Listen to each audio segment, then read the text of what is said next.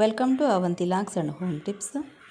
Friends, ఇంట్లో కూరగాయలు ఏం లేనప్పుడు అప్పటికప్పుడు రైస్లోకి ఏమైనా తినాలనుకున్నప్పుడు పెరుగుని మనం ఈ విధంగా మజ్జిగ చారులాగా ప్రిపేర్ చేసినట్లయితే రైస్లోకి చాలా బాగుంటుందండి. నేను 400 గ్రాముల పుల్లని పెరుగు తీసుకొని 2 టేబుల్ స్పూన్లు సాల్ట్ కలుపుకొని విస్కర్ తోటి పెరుగుని స్మాష్ చేసుకోవాలండి. మనం కవ్వంతో చిలికిన దానికంటే కూడా విస్కర్ తోటి ఈ విధంగా మనం చిలికినట్లయితే స్మాష్ చేసినట్లయితే త్వరగా స్మాష్ అవుతుంది.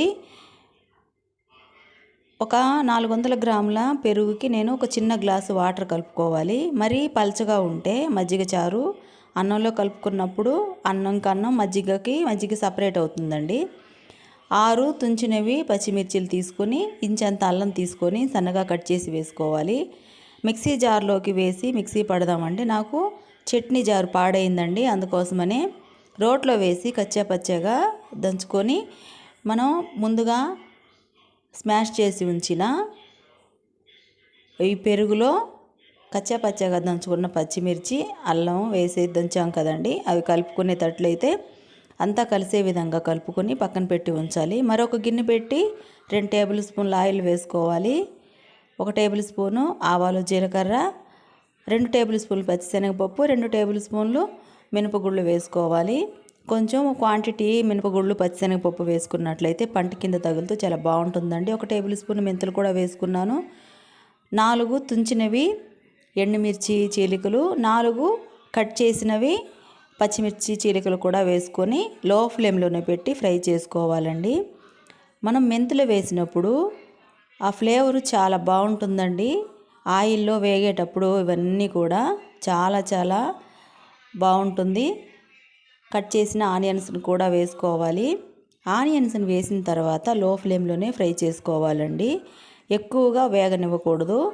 మనం పెరుగు చట్నీ చేసినప్పుడు కూడా పచ్చిగా ఆనియన్స్ రైస్లో కలుపుకునేటప్పుడు పచ్చిగా తగులుతుంటే తింటుంటే చాలా టేస్టీగా ఉంటుంది కదండి. కానీ మజ్జిగ చారులోకి ఎక్కువగా వేగనివ్వకుండా ఆయిల్లో ఉడికితే సరిపోతుందండి. ఒక 4 వెల్లుల్లి రెమ్మలు కూడా కచ్చాపచ్చాగా దంచి వేసుకున్నట్లయితే మంచి ఫ్లేవర్ ఉంటుంది. ఈ విధంగా అంతా కలిసే విధంగా లో ఫ్లేమ్లోనే పెట్టి ఫ్రై చేసుకోవాలి.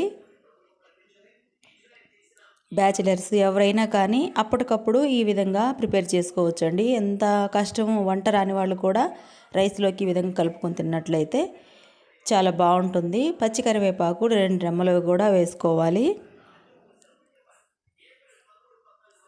మనం ముందుగా స్మాష్ చేసి ఉంచిన ఈ మజ్జిగ చారుని అంతా కలిసే విధంగా కలుపుకొని వేగుతున్న తాలింపులో వేసుకోవాలండి. చూడండి, ఈ పెరుగు వేసేటప్పుడు పెరుగుని మజ్జిగలాగా ప్రిపేర్ చేసి వేసేటప్పుడు తాలింపులో కమ్మనైన వాసన వస్తుందండి. తప్పకుండా ట్రై చేయండి. ఈ విధంగా మనం రైస్లోకి కలుపుకొని తింటుంటే పుల్లగా నోటికి తింటుంటే రుచిగా ఆనియన్స్ పంటికి తగులుతూ చాలా బాగుందండి. కొత్తిమీరతోటి గార్నిష్ చేసుకొని రైస్లో కలుపుకున్నట్లయితే ఎంతో టేస్టీగా పుల్లగా ఉండే మజ్జిగ చారు రెడీ.